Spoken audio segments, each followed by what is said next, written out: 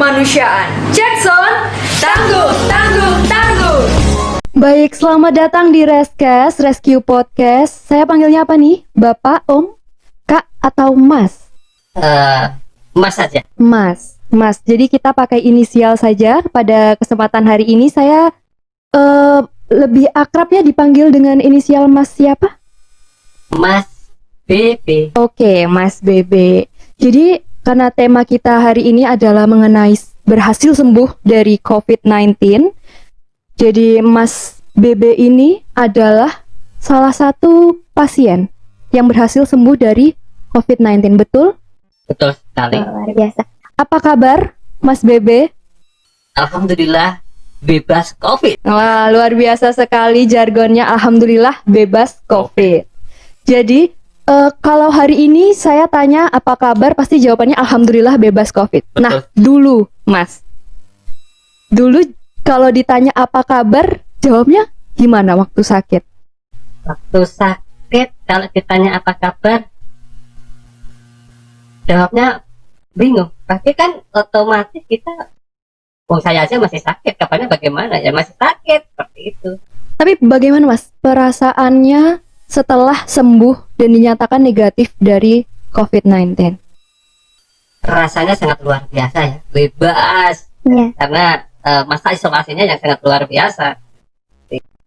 Jadi bahagia gitu ya, akhirnya bisa bertemu keluarga kembali dan dinyatakan sembuh dari COVID-19.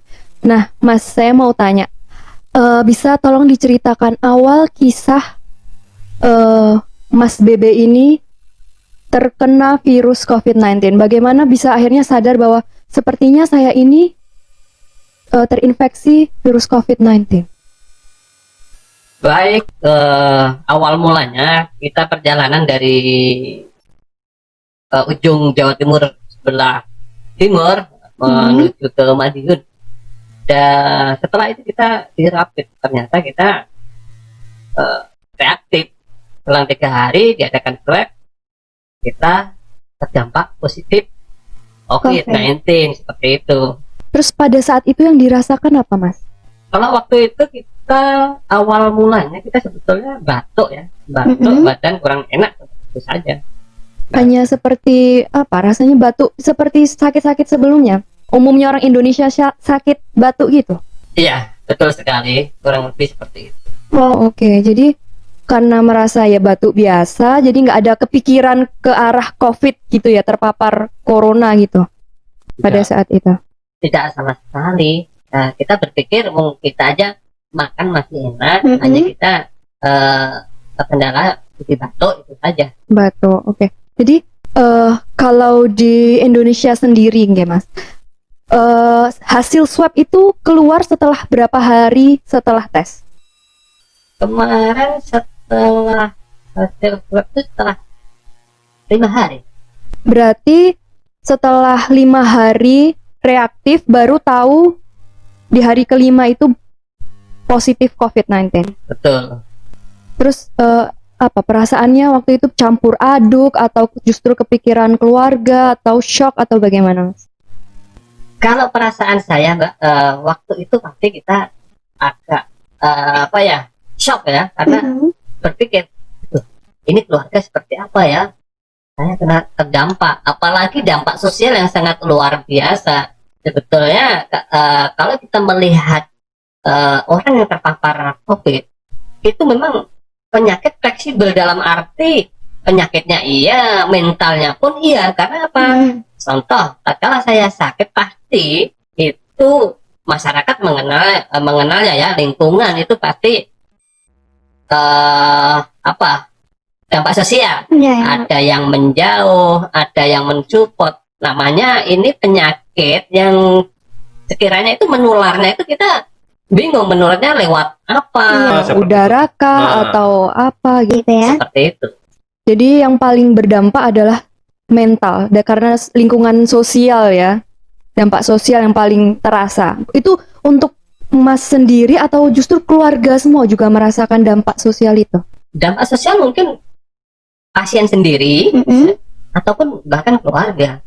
Karena kadang-kadang tatkala anak ini mau mengaji, mau les itu pasti ada penyekatan seperti itu. Jadi dampaknya itu sosialnya keluarga sudah seolah-olah ya itu sudah ada pembatasan. Bahkan saya berpikir COVID-19 ini bukan sebuah aib, tetapi kenapa dampaknya begitu besarnya kepada diri pribadi pasien ataupun bahkan keluarga seperti itu. Ya, benar sekali. Jadi kesannya seperti aib, akhirnya masyarakat justru menjauh. Padahal seharusnya tidak seperti itu ya Pak. Ketika sakit butuh support, benar seperti itu Pak? Iya, butuh support sekali karena COVID-19 ini kita butuh namanya imun tubuh yang sangat luar biasa. Imun tubuh ini bisa didukung dengan suplemen vitamin-vitamin yang kita konsumsi ataupun nilai mental yang menguatkan kita untuk betul-betul memerangi dalam diri kita untuk sembuh dan sembuh. Itu semuanya didukung dari keluarga, lingkungan, bahkan teman kerabat ini perannya sangat luar biasa sebetulnya. Tetapi kalau kita melihat kalau ada salah satu keluarga yang terdampak COVID, kadang-kadang mohon maaf ya, ada yang menjauh, bahkan yang ada yang meninggal, itu pun masih belum bisa menerimanya di pemakaman. Itulah yang kalau kita melihat ini seperti apa ya, kok dampak sosialnya sangat luar biasa seperti itu. Ini ya, saya mendengar cerita itu jujur hati ini rasanya ya Allah, mengelus dada kenapa sampai seperti itu. Lalu Pak, Mas Bebe, saya ingin bertanya lagi. Pada saat tahu bahwa terinfeksi virus COVID-19, apakah orang sekitar juga akhirnya juga ikut terinfeksi virus yang sama atau bagaimana pada saat itu? Pada saat itu pribadi saya pernah mengalami sakit. Setelah sakit kita dikarantina kurang lebih 14 hari. Dan itu pun melaksanakan swab beberapa kali. Apabila kita tidak negatif, kita tidak akan dikeluarkan dari rumah karantina tersebut. Berarti Mas Bebe dibawa ke rumah sakit dulu, terus di rumah karantina atau bagaimana alurnya? Kalau alurnya setelah di swab, setelah itu kita di isolasi di rumah sakit ya. Kalau kita melihat betul sekali untuk kenapa kita harus diisolasi di rumah sakit, karena di situ kita ada cek ronsen, siapa tahu ada penyerta penyakit yang sekiranya bisa membahayakan pasien tersebut. Nah, disitulah mungkin ada penanganan. Apabila dalam kurun 3 hari kita tidak merasakan apa-apa dan tensi darah sudah normal, semuanya normal, itu mungkin bisa dipindahkan di rumah karantina, sehingga di situ kita agak pemikirannya agak longgar lah seperti itu.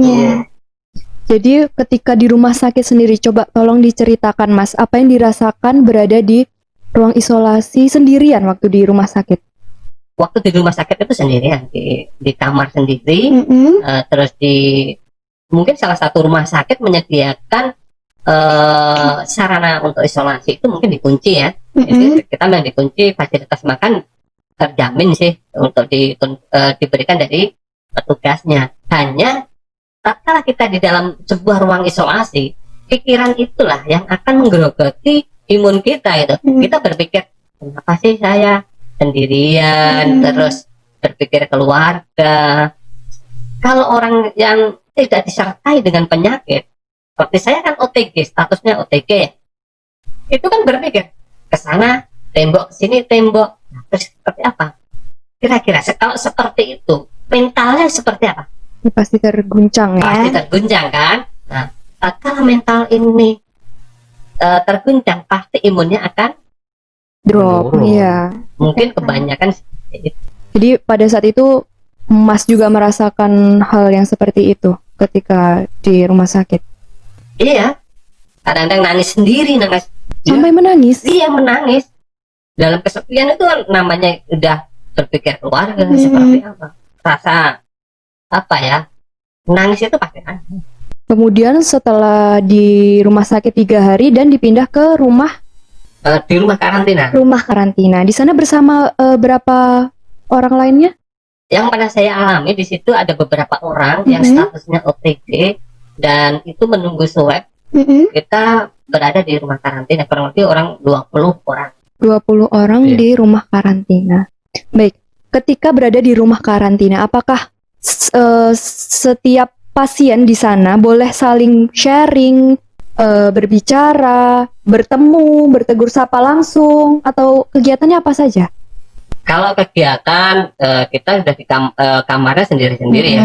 Kegiatan pagi paling mandi, olahraga, berjemur, dan kita bisa interaksi dengan pasien lain. Disitulah bisa sharing. Kenapa Pak kok bisa terdampak COVID-19? Ternyata ada mungkin dari perjalanan dari luar kota, ternyata pulang badannya nggak enak, nah, terus terpapar seperti itu. Jadi untuk informasi dari media luar sendiri, apakah ketika di rumah karantina itu Bapak juga bebas mengakses media berita luar ketika berada di rumah karantina? Karena kita pegang HP juga, Pak ya, otomatis kita bisa mengakses berita semuanya, televisi ada juga, jadi kita bisa informasi itu masuk ke kita. Kemudian ada unek-unek nggak ketika melihat berita, pemberitaan di luar sana tentang COVID-19 tuh setiap hari tidak ada hentinya, benar nggak, Mas? Kemudian apa yang ingin Bapak sampaikan, keluarkan unek-unek tentang pemberitaan COVID-19 selama ini? Ya kalau kita melihat pemberitaan di media itu kan memang sangat luar biasa ya. Kalau kita melihat sampai sekarang aja bukan menurun, tapi dari hari ke hari meningkat, bahkan yang meninggal pun dari hari ke hari pun bertambah dan bertambah. Tetapi apakah bisa mungkin pemberitaan ini agak dikurangi sehingga masyarakat itu ada sebuah pembelajaran di alam bawah sadarnya supaya tidak rasa ketakutan. Tetapi kita tidak mengindahkan edukasi kepada masyarakat sehingga masyarakat itu sadar diri merubah perilaku dihadapkan dengan COVID-19 seperti ini. Luar biasa sekali. Jadi itu ya curahan hati ketika mendengar berita-berita di luar sana tentang COVID-19. Nah, mungkin Mas Bebe bisa sharing sedikit tentang kisah-kisah orang-orang yang juga terpapar pada saat di rumah karantina. Kalau di rumah karantina itu bermacam-macam latar belakang yang mengakibatkan mereka terpapar. Setelah ada beberapa orang itu hanya perjalanan saja, ternyata di sini badan meriang, terus cek rapid ternyata reaktif, habis itu isolasi, swab ternyata positif. Ada juga yang salah satu keluarganya yang awalnya itu batuk, meninggal, terus takjiah, ternyata hasil dari swab yang meninggal tersebut dinyatakan positif. Akhirnya tracking lah dari dinas untuk siapa saja yang berkunjung di acara takjiah tersebut, seperti itu. Oh, jadi seperti itu. Apa ada mungkin keluh kesah dari rekan Mas Bebe di sana yang ingin juga Mas Bebe sampaikan kepada masyarakat luas bahwa untuk mengantisipasi penularan COVID-19 itu seharusnya seperti ini loh, bukan yang seperti beredar di media. Kalau kita melihat dengan perkembangan naiknya penyebaran COVID-19 ini sangat luar biasa, ini kita harus merubah perilaku pribadinya masing-masing. Yuk kita sadar gitu loh. Anjuran pemerintah sangat luar biasa untuk mengurangi penyebaran ini. Pemerintah sangat luar biasa, saya acungi jempol. Hanya bagaimana merubah karakter masyarakat ini supaya bisa merubah perilakunya untuk sadar diri. Pentingnya sebuah kesehatan, pentingnya hidup sehat. Karena apa? Pemerintah sudah menganjurkan kita harus pakai masker, harus cuci tangan, seperti itu. Tetapi karena masyarakat sendiri tidak mengedukasi dalam diri kita sendiri, apakah penyebaran ini akan berhenti? Saya kira tidak. Dan butuh sekali sentuhan-sentuhan mungkin ya dari pemerintah juga supaya penyadaran ini secara jiwanya ya, dari hati ke hati. Kalau raga saya acungi jempol, sangat luar biasa gitu. Tetapi kita butuh edukasi dari hati, penyadaran diri ini kan kalau kita melihat kan agak sulit. Ya, betul sekali. Jadi perlu ya pemerintah itu sendiri tidak hanya dari yang diperhatikan ekonominya saja yang terdampak, tapi juga pasien-pasien dan juga masyarakat diedukasi dari hati ke hati itu tadi. Kemudian Mas, saya juga ingin bertanya, sebenarnya apa yang dirasakan keluarga pada saat mengetahui Mas Bebe? Pasti kan keluarga juga cerita dong yang dirasakan ketika jauh dari Mas Bebe di rumah, bagaimana tetangga sekitar dan lain sebagainya. Waktu itu yang dirasakan yang sangat terdampak sekali itu di istri saya, yaitu mengurung diri hampir 1 minggu, bingung mau gimana, karena memang dari institusi sudah menginformasikan kalau suaminya terpapar kan, otomatis geraknya itu agak terbatas. Wah, jadi ini ya, tidak hanya Mas yang berjuang, tapi juga mental keluarga semua diuji ketika Mas Bebe terpapar virus COVID-19. Betul. Baik Mas, saya juga ingin bertanya lagi, yang menjadi pertanyaan banyak pihak di luar sana. Ketika sudah terpapar virus COVID-19, apakah seseorang yang pernah terpapar dengan yang belum pernah terpapar memiliki kesempatan yang sama-sama bisa terpapar COVID-19? Bisa juga, karena ini kita melihat virus corona ini, kita tidak mengetahui. Mohon maaf, kita tidak mengetahui. Contoh kita terpaparnya itu di mana, terus saat apa, kita tidak mengetahui. Yang bisa mengetahui adalah hasil swab tersebut, gitu. Sehingga kita pribadinya masing-masing membatasi, bukan kita membatasi ketemu teman, tetapi membatasi diri kita untuk supaya bisa merubah perilaku kita untuk bisa hidup sehat lah, seperti itu. Hidup sehat. Yeah. Padahal pada saat itu juga Mas Bebe juga sudah menerapkan protokol kesehatan dengan baik. Kalau waktu itu kita dalam perjalanan tetap pakai masker ya, pakai masker, hand sanitizer sudah sebetulnya sudah kita. Maka dari itu virusnya tidak tahu munculnya dari mana sehingga bisa terpapar. Iya. Kemudian Mas, saya juga ingin bertanya lagi. Nah, ketika sudah terpapar virus COVID-19, apakah ada kesempatan untuk menghibur diri pada saat sakit itu? Mungkin tidak hanya dari sekedar sharing atau di sana main YouTube atau lihat-lihat Instagram, Facebook atau gimana Mas? Ya, kita untuk menghibur diri itu pasti kita melihat YouTube ya, pasti ya. Oh, berarti Pasti ini ya, YouTube-nya, suka YouTube. Ya, suka YouTube, kadang-kadang video call sama istri, sama keluarga, hanya saling memotivasi saja. Berarti semangat sembuh itu timbul karena keluarga itu tadi. Ya, semangat sembuh itu pasti dari itu. Baik, jadi keluarga semuanya dinyatakan negatif, sehat. Dan alhamdulillah waktu itu kita pun belum kontak dengan keluarga. Jadi kita setelah sembuh baru kita ketemu keluarga, dan saya pun membatasi istri jangan sempat ketemu saya. Apabila butuh saja saya lewat WA. WA. Baik, jadi luar biasa sekali kisah Mas Bebe. Jadi kita iklan sebentar, ada sponsor yang mau lewat Mas. Tangguh salam kemanusiaan. Jackson, tangguh, tangguh, tangguh. Hey hey hey Indonesia, siapkan diri kita. Nah, kira-kira strategi apa yang telah disiapkan BPBD Kota Madiun untuk mengantisipasi bencana di musim penghujan ini? Mulai dari diri. Jadi, strateginya adalah Agar lebih siap menghadapi bencana dan tak ada lagi korban jiwa. Kenali bahayanya, kurangi risikonya, selalu siaga hadapi bencana. Baik Mas, kita sudah kembali lagi di Reskes. Gimana Mas, sudah ngopi-ngopi? Alhamdulillah sudah bebas COVID. Oh iya, sudah bebas COVID-19. Nah, sebelumnya ketika sampai dinyatakan sembuh itu membutuhkan berapa lama waktunya?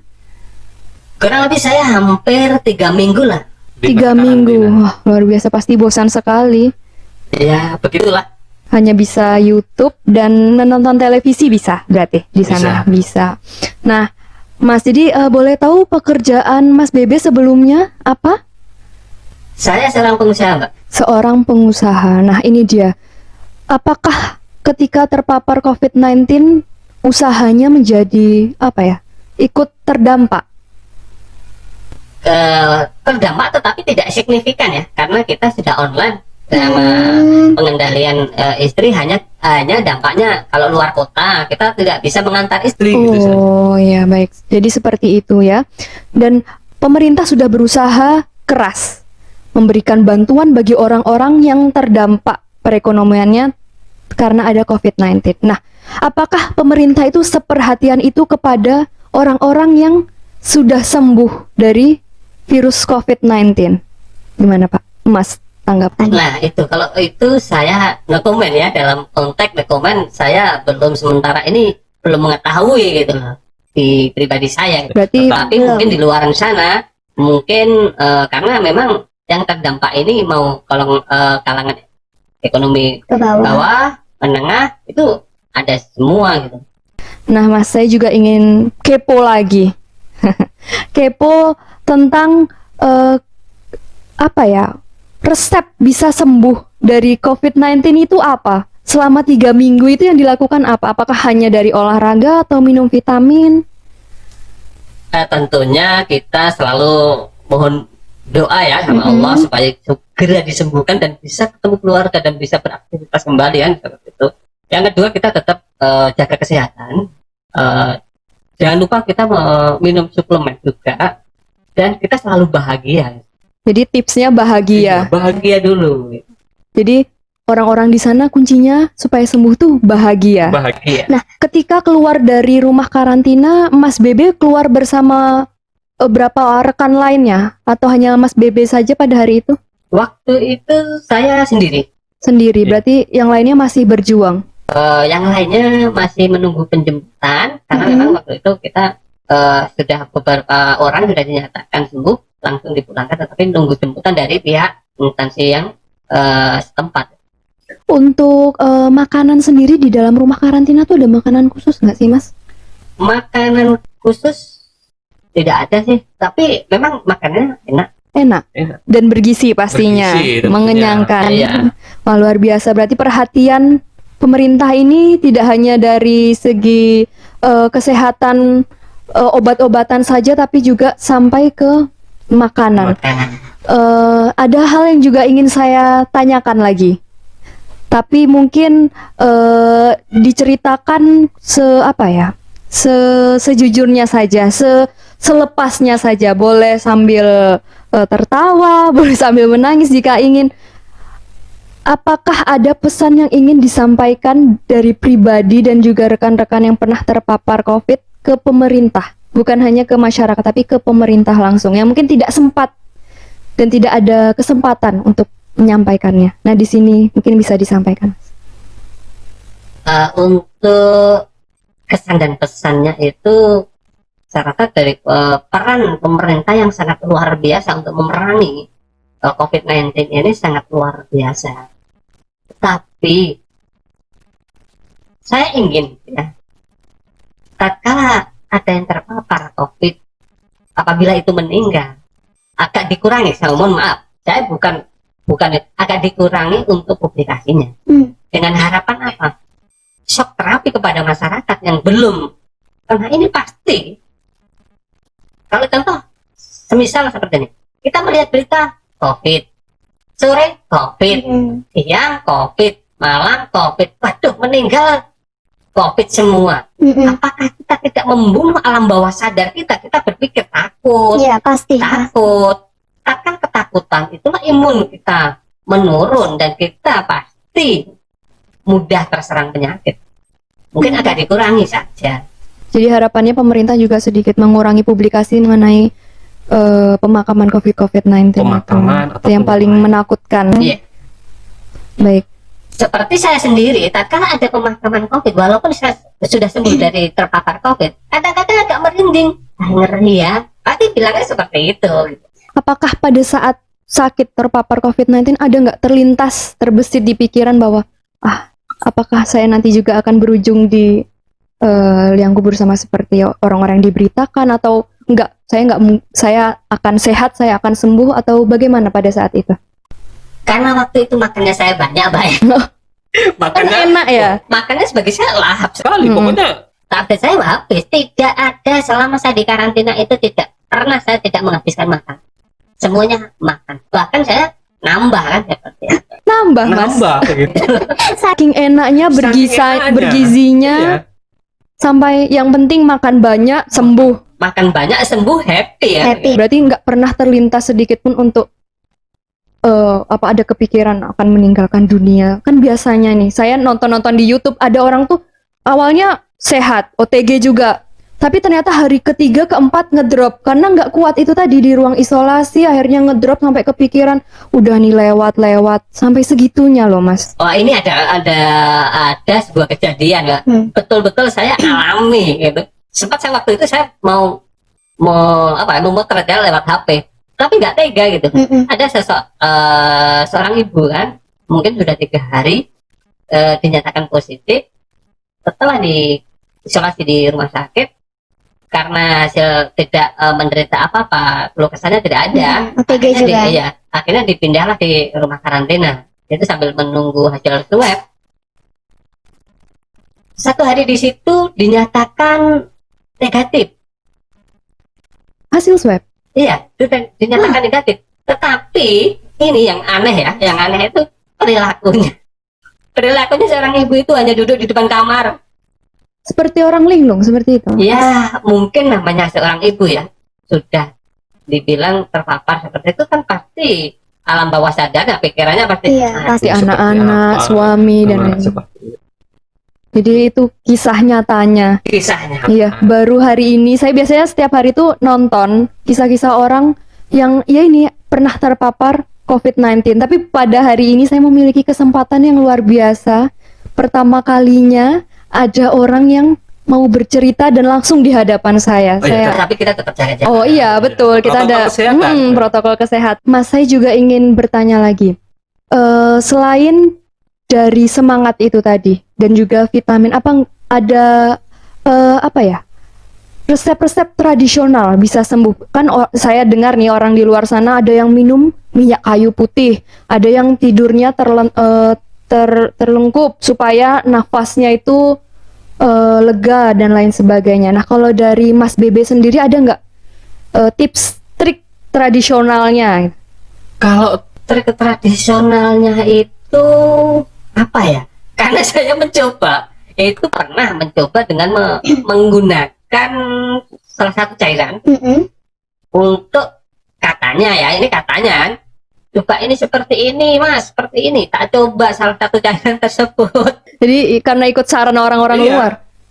ternyata hasilnya masih positif juga gitu loh. Ini kalau kita berpikir ini sebetulnya penyakit apa sih kan seperti itu. Karena tidak merasakan apa-apa, tapi kok hasilnya positif terus. Positif. Terus Jadi sampai tes swab berapa kali sampai akhirnya negatif? cukup 5 kali. 5 kali. Wah, bisa dibilang banyak, tapi juga sedikit juga. Mungkin ada yang lebih banyak lagi rekannya. Ada kemarin itu kalau hasilnya pernah salah satu teman itu di situ hampir 1 bulan lewat. 1 bulan. 1 bulan lewat. Hasilnya itu tidak negatif, tidak positif. Invalid ya. Valid. Bagaimana bisa itu invalid? Invalid sudah 2 kali. Apakah kesalahan teknis atau bagaimana itu, Mas?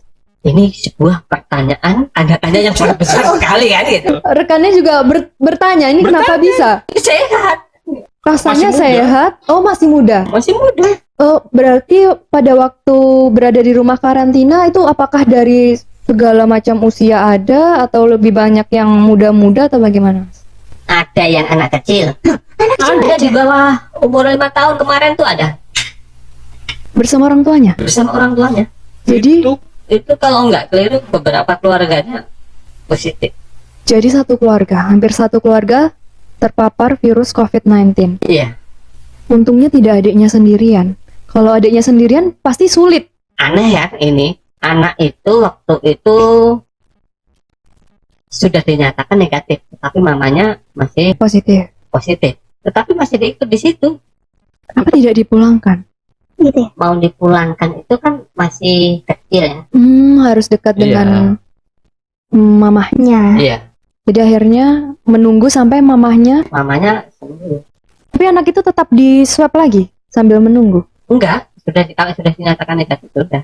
Oh ya sudah. Tapi itu tadi, apakah masih punya kesempatan yang sama-sama besarnya dengan orang yang belum pernah terpapar? Jadi mungkinkah kena terpapar untuk yang kedua kalinya? Kemungkinan bisa, tetapi kita mungkin sudah punya antibodi ya di dalam tubuh kita. Mungkin seperti itu. Nah, dari dinas pun tidak memisahkan antara anak dan Kalau di Jakarta saya lihat dari berita, orang-orang yang terpapar virus COVID-19 ya kalau bergejala di rumah sakit. Tapi ada juga yang isolasi mandiri di rumah. Pada saat itu kenapa Mas nggak ingin lebih memilih di rumah aja? waktu itu. Pertimbangannya apa Mas? Pertimbangannya, mohon maaf ya, kalau di Jakarta itu mungkin informasi lebih cepat dari Kemenkes atau seperti apa, turun ke bawahnya sini kan masih. Inilah yang menjadi sebuah problem di masyarakat. Ada yang bisa kalau kita melihat di luar kota, ada yang bisa dikarantina sendiri Di rumah. Di mandiri. Isolasi. mandiri ya, tetapi ada yang di rumah. Inilah yang diambil dari apanya, saya sendiri tidak tahu. Waktu itu pun saya belum diperbolehkan untuk pulang.